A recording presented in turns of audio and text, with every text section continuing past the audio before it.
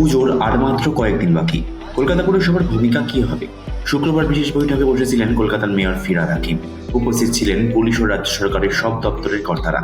বৈঠকে পুজোর প্রস্তুতি খতিয়ে দেখে একাধিক পদক্ষেপের কথা বলা হয়েছে। তৃতীয়া থেকে দশমী পর্যন্ত কলকাতার রাস্তায় সব সুলভ শৌচালয় দিনভর খোলা রাখার সিদ্ধান্ত পুরসভার। পাশাপাশি বেআইনি পার্কিং নিয়েও কড়া নজরদারি চালাবে পুরসভা।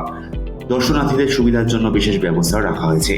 দুর্গাপূজায় কলকাতা যাতে সচল থাকে, দর্শনার্থীরা কোনো সমস্যায় না পড়েন, তাই শুক্রবার পুরসভা বিশেষ বৈঠক আয়োজন করে। বৈঠকে মেয়র ফিরহাদ হাকিম ছাড়াও ছিলেন বড়গুলি চেয়ারম্যান, মেয়র পারিষদরা।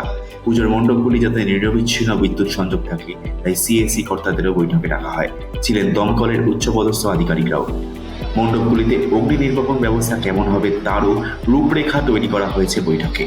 বৈঠকের পর পুরসভার পক্ষ থেকে জানানো হয়েছে, পুজোর এক সপ্তাহ রাত 3টা থেকে জলের পরিষেবা চালু করে দেবে কলকাতা পুরসভা। দর্শনার্থীরা রাত জেগে ঠাকুর দেখবেন। তাদের সুবিধার কথা ভেবে তৃতীয়া থেকে দশমী পর্যন্ত 24 ঘন্টা খোলা থাকবে শহরের সব পে অ্যান্ড ইউজ টয়লেট। শহরের মোট 400 বায়ো টয়লেটের ব্যবস্থা থাকবে। সূত্রের খবর, বৈঠকে বেআইনি পার্কিং এর প্রসঙ্গ উঠেছে। অভিযোগ, পুজো মণ্ডপের আশপাশে অনেকেই বেআইনি পার্কিং করিয়ে টাকা তোলেন। এই বেআইনি পার্কিং বন্ধ করার জন্য ডিজি ট্রাফিককে ব্যবস্থা নিতে বলেছেন তৃণমূল বিধায়ক দেবাশিস কুমার। স্কুলের সামনেও যাতে গাড়ি পার্কিং না হয় তা নিয়েও আলোচনা হয়েছে।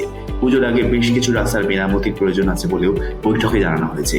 বেশ কিছু ঘাটে প্রতিমা নিরঞ্জন হয়, সেই সব ঘাটগুলিতে যাওয়ার রাস্তা দ্রুত মেরামতির আবেদন করা হয়েছে।